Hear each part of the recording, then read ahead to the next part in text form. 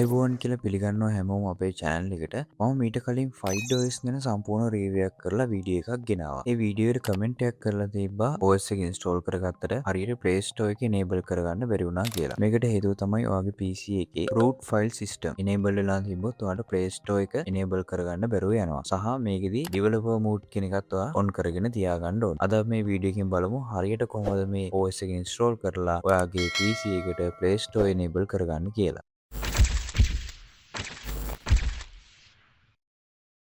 මේ සඳහා අපට අවශ්‍ය වෙනවා USB drive එකක්, FileOS ISO file එක, ඒ වගේම Rufus කියන software එක. මුලින් අපි බලමු FileOS ISO file එක download කරගන්නේ කොහොමද කියලා. මම මුලින් මගේ web browser එකට ගිහිල්ලා FileOS කියලා search කරනවා. ඊට පස්සේ එන පළවෙනි link එකකින් FileOS official website එකට යනවා. ඊට පස්සේ පල්ලෙහාට යද්දි මෙන්න මේ download button එක click කරලා downloading page එකට යනවා. ඊට පස්සේ FileOS for PC කියන එක හරහා මෙන්න මේ වගේ downloading page එකට එනවා. ඊට පස්සේ ඔයාලට මෙතනින් ඔයාගේ ප්‍රොසෙසර් එකේ ජෙනරේෂන් එක අනුව අදාළ version එක සිලෙක්ට් කරගන්න පුළුවන්. මෙතනදී මම පාවිච්චි කරන PC එකට ගැලපෙන්නේ මේ Intel Slim කියන version එක. ඒ නිසා මම ඒක සිලෙක්ට් කරගන්නවා. ඊට පස්සේ මම මෙතනදී official download කියන එක සිලෙක්ට් කරගෙන ෆයිල් එක ඩවුන්ලෝඩ් කරගන්නවා. ඔයාලට කියන්න ඕනේ ඔයාලගේ PC එකට ගැලපෙන version එක ඔයාලට අඳුරගන්න බැරි නම් අපි කලින් කරපු වීඩියෝ එකේ තියෙනවා කොහොමද හරියට මේක තෝරගන්න කියලා. ඔයා වීඩියෝ එක බලපු නැති කෙනෙක් නම් දැන් පල්ලෙහා තියෙන link එක හරහා ගිහින් මේ වීඩියෝ එක බලලා එන්න. ඊළඟට අපි කතා කරන්න යන්නේ කොහොමද Rufus කියන software එක download කරගන්න කියලා. මෙතනදිත් මම මගේ web browser එකට ගිහින් Rufus කියලා type කරනවා. ඊට පස්සේ මේ විදිහට පළවෙනියට එන results එකෙන් අදාළ website එකේ පල්ලෙහාට ගිහිල්ලා software එකේ latest version එක download කරගන්න. හරි අපි ගාව දැන් තියෙනවා FileOS ISO file එකයි Rufus කියන software එකයි දෙකම. මම මෙතන Rufus කියන software එක open කරගෙන continue කරගෙන යනවා. මෙතනදී ඔයාලට කියන්න ඕන දෙයක් තමයි ඔයාගේ USB එක plug කරගත්තට පස්සේ boot selection එක යටතේ non bootable කියන option එක select කරලා ඔයාගේ partition scheme එක තෝරගන්න. ඔයා ඔයාගේ partition scheme එක තෝරගන්න දන්නේ නැත්නම් ඔයාලට කරන්න තියෙන සරල දෙයයි AI tool එකක් පාවිච්චි කරලා ඔයාගේ lap එකේ නම් model number එක හරි PC එකේ නම් motherboard එකේ model number එක හරි ගාලා partition scheme කියලා search කරන්න. එතකොට ඔයාලට ඔයාගේ partition scheme එක මොකක්ද කියලා දැනගන්න පුළුවන්. ඊට පස්සේ මම මෙතන වගේ තියෙන select button එක click කරලා මම download කරගත්ත FileOS ISO file එක open කරගන්නවා. ඊට පස්සේ ඔයාලට කරන්න තියෙන්නේ පල්ලෙහා තියෙන start button එක උඩ click කරන්න. ඔයා මෙතන දැනගන්න ඕන දෙයක් තමයි ඔයා මේ plug කරලා තියෙන pen drive එකේ තියෙන හැම දෙයක්ම erase වෙනවා. ඒ හින්දා මතක ඇතුව අවශ්‍ය දෙයක් තියෙනවා නම් ඒක මොකක් හරි backup option එකක් මගින් backup කරලා තියාගන්න.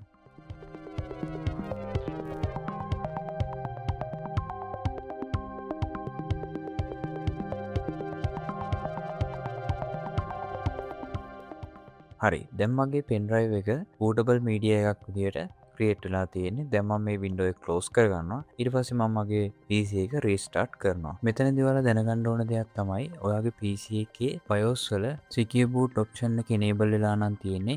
ඒක disable කරන්න ඔයා වග බලා ගන්න ඕනේ. නැත්නම් bootable media එක හරහා boot කරගන්න බැරුව යනවා. ඊට පස්සේ මම මගේ boot menu එකට ගිහිල්ලා අපි හදපු bootable media එක මෙතනදී select කරගන්නවා. මෙතනදී මම language එකයි input method එකයි මේ තියෙන විදිහටම okay කරනවා. මෙතනදී අපි අපේ PC එකට මේ OS එක ස්ථිරව install කරන හින්දා මම install FileOS කියන option එක දෙනවා. ඊළඟට මෙතනදී ඔයාගේ PC එකට මේ OS එක install වෙන්න ඕනේ තියෙන OS එක සම්පූර්ණයෙන් remove වෙලා නම් full disk installation එකක් නැත්නම් ඔයාගේ තියෙන Windows හරි operating system එකත් එක්ක මේක multi boot system එකකට ගන්න ඕන නම් ඔයාලට multi boot installation එකක් පාවිච්චි කරන්න පුළුවන්. ඊට පස්සේ මම මගේ hard drive එක select කරලා install option එක දෙනවා.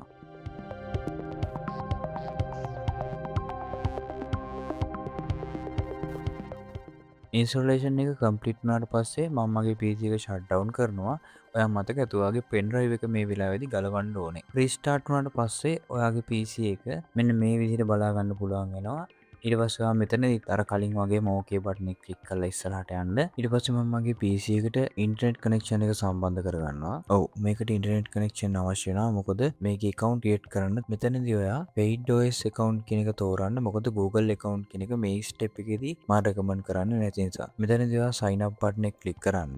ඊට පස්සේ ඔයාගේ email address එකක් ලබා දෙන්න මෙතෙන්ට. ඊට පස්සේ මේ email එකට request එකක් දාන්න verification code එක. ඒ එන verification code එක ඇවිල්ලා මෙතෙන් දාන්න.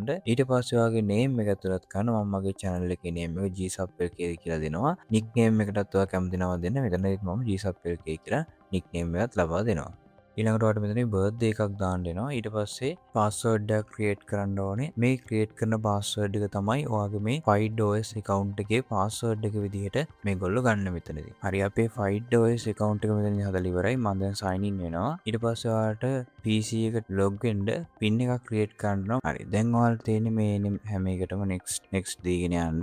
ඊට පස්සේ ඔයාලව මෙන්න මේ විදිහට desktop එකට අරගෙන එනවා. ඊළඟට අපි කතා කරන්නේ කොහොමද මේකේ developer mode එක enable කරගන්නේ කියලා. මේකේදී ඔයාලට කරන්න තියෙන්නේ මේ OS එකේ setting එකට ගිහිල්ලා FidoOS setting කියන එක යටතේ developer mode එක enable කරගන්න. ඊට පස්සේ ඔයාලට ඔයාගේ PC එක restart කරන්න වෙනවා.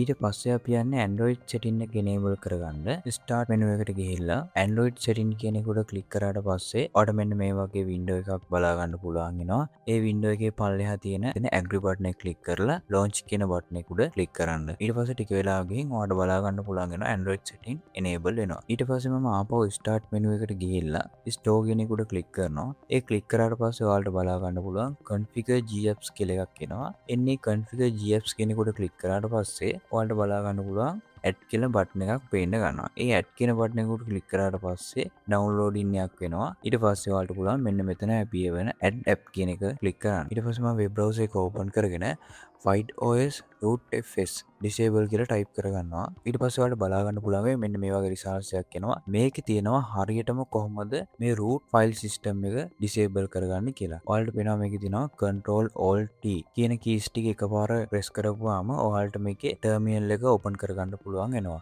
මේ keys ටික ඔබවම ඔයාගේ terminal එක open වෙන්නේ නැහැ කියන්නේ ඔයා මේ වෙද්දි developer mode එක enable කරලා නැහැ කියන එක. එහෙම වුණොත් ඔයාලට කරන්න තියෙන්නේ වීඩියෝ එකේ පිටිපස්සට ගිහින් ආපහු ඒ කොටස බලලා developer mode එක enable කරගෙන ඉන්න. ඊට පස්සේ මම කරන්නේ මේ site එකේ තියෙන විදිහට shell කියන එක copy කරන් ඇවිල්ලා මෙතෙන්ට paste කරලා enter කරනවා. එහෙම නැත්නම් ඔයාලට පුළුවන් terminal එකේ shell කියලා type කරන්න. ඊට පස්සේ තියෙනවා sudo irak i කියලා. ඒකත් මම type කරනවා. ඒක කරලා enter කරනවා. ඊට පස්සේ ඔයාලට බලා ගන්න පුළුවන් file path එකක් අපිට දීලා අන්න ඒක copy කරගෙන ඇවිල්ලා paste කරන්න. paste කරලා enter කරන්න. ඔයාලට paste කරගන්න බැයි නම් මෙතනදී කරන්න තියෙන්නේ terminal එකට ඇවිල්ලා right click කරන්න. එහෙමත් නැත්නම් control v press කරන්න. ඊට පස්සේ ඔයාගෙන් yes no අහනවා. ඔයා මෙතනදී y අකුර type කරලා enter කරන්න.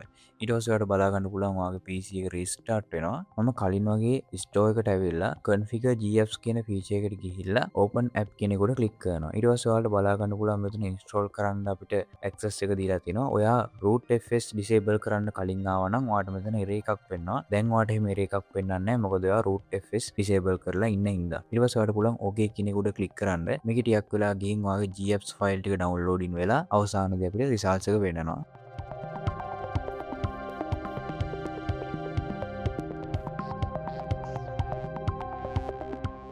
හරි දැන් අපේ ඩවුන්ලෝඩින් එක වෙලා ඉවරයි. දැන් පුළුවන් ඔයාලට ඔයාගේ PC එක රීස්ටාර්ට් කරන්න. රීස්ටාර්ට් එක වෙලා ඔයා ඩෙස්ක්ටොප් එකට ආවට පස්සේ ඔයා ටික වෙලාවක් බලන් ඉඳි තමයි ඔයාලට මේකේ ටාස්ක් බාර් එකකින් ඔයාලට Play Store එක බලා ගන්න පුළුවන් වෙන්නේ. ඊට පස්සේ ඔයාලට සාමාන්‍ය විදිහට ඔයාගේ Gmail එක ලබා දීලා පාස්වර්ඩ් එක ලබා දීලා ඔයාගේ Gmail එකෙන් මේ OS එකේ Play Store එකට log වෙන්න පුළුවන්. ඊට පස්සේ ඔයා කැමති app එකක් ඔයාලට download කරගෙන මේකේ පාවිච්චි කරන්න හැකියාව මේකෙදි ලබා දෙනවා. ඉතින් අද වීඩියෝ එකෙන් අපි ගෙනාවා FidoOS එක කොහොමද ඔයාගේ PC එකට හරියට install කරගන්නේ. ඊට පස්සේ මේ Play Store එක කොහොමද enable කරගන්නේ කියලා වීඩියෝ එක හොඳ නම් මතකතුව like කරන්න. ඔයාලට තියෙන ප්‍රශ්නයක් පල්ලෙහායින් comment කරන්න. ඔයාගේ යාළුවෙක්ට දැනගන්න share කරන්න. GSUP LK වෙතින් මම කිම්හාන දිසානායක.